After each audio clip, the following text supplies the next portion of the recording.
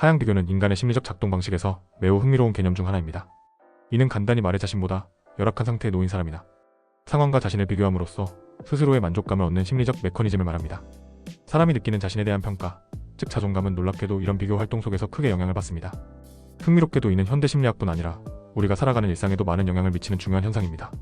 하향 비교의 기원에 대해 이야기하자면 1954년 사회학자이자 심리학자인 레온 페스팅거리안 FESTINGR가 제시한 사회비교 이론이 중심에 있습니다. 그는 사람들이 타인을 기준으로 자신을 평가하고 비교하려는 본성을 가지고 있다고 주장했습니다. 즉, 우리는 끊임없이 다른 사람의 삶이나 능력, 상황 등을 기준 삼아 자신의 위치를 확인하려고 한다는 것입니다. 이 과정에서 자신보다 나은 사람들과 비교하는 상향 비교가 있는 반면, 반대로 자신보다 나은 환경이 아닌 더 어려운 상황에 있는 사람들과 비교하여 심리적으로 스스로를 위안하는 하향 비교라는 개념이 등장했습니다. 이 현상은 우리의 실제 삶에서 수많은 사례를 통해 목격됩니다. 예를 들어 병원에서 치료를 받는 환자들이 흔히 자신보다 상태가 더 심각한 다른 환자들을 보며 자신의 상황에 대해 위안을 얻는 모습이 대표적입니다. 그래도 저 사람보다는 나은 것 같아 같은 생각이 바로 하향 비교의 한 예입니다. 비슷한 맥락에서 직장에서 승진에 실패한 사람이 다른 회사에서는 더 상황이 나쁠 것 같아. 나는 그나마 안정적인 직장이 있구나.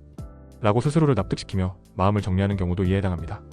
이러한 방식은 부정적인 상황에서 오는 스트레스나 좌절감을 줄이고 감정적으로 안정을 찾는 데 도움을 주는 심리적 방어기제 역할을 합니다.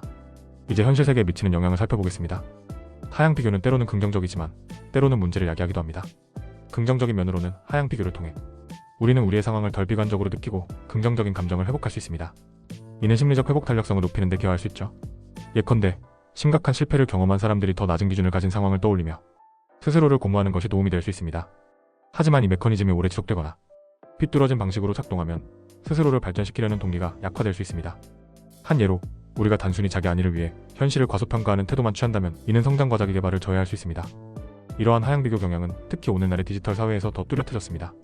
소셜미디어는 다양한 정보를 실시간으로 제공해 사람들이 서로를 비교하는 장으로 작용하죠.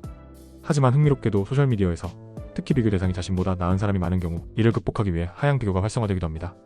예를 들어 친구들의 화려한 여행 사진을 보며 좌절감을 느끼다가 그래도 나는 저 여행을 준비할 때 번거로움을 떠올리지 않아도 되니 다행이야 라고 스스로를 위로하는 식입니다.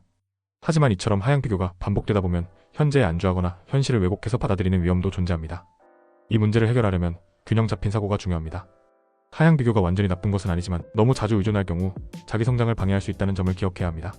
자신의 발전 목표를 설정하고 다른 사람들과의 건강한 비교를 통해 동기를 찾는 것이 중요합니다.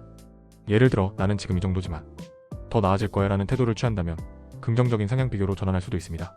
하향 비교는 인간의 심리와 본능 속에서 당연히 나타나는 현상일지라도 적절히 조절하고 활용한다면 자신을 더 건강하고 발전적으로 유지할 수 있는 도구로 변모할 수 있습니다. 또한 하향 비교를 효과적으로 관리하기 위해서는 스스로의 내적 기준과 가치를 확립하는 것이 중요합니다. 외부의 비교 대상을 통해 자신을 판단하기보다는 자신만의 성장과 발전에 초점을 맞춰야 합니다. 자기 자신과의 비교, 즉 어제의 나와 오늘의 나를 비교하는 방법은 더 건설적이고 지속 가능한 내적 동기를 제공합니다.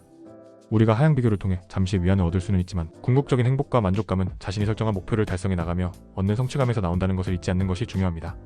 결국 하향 비교는 인간의 본능적인 심리적 메커니즘으로 부정적인 상황에서 위안을 얻거나 스트레스를 줄이는 데 중요한 역할을 합니다. 하지만 이에 과도하게 의존하거나 왜곡된 방식으로 지속될 경우 성장의 정체와 현실 왜곡이라는 부작용을 초래할 수 있습니다.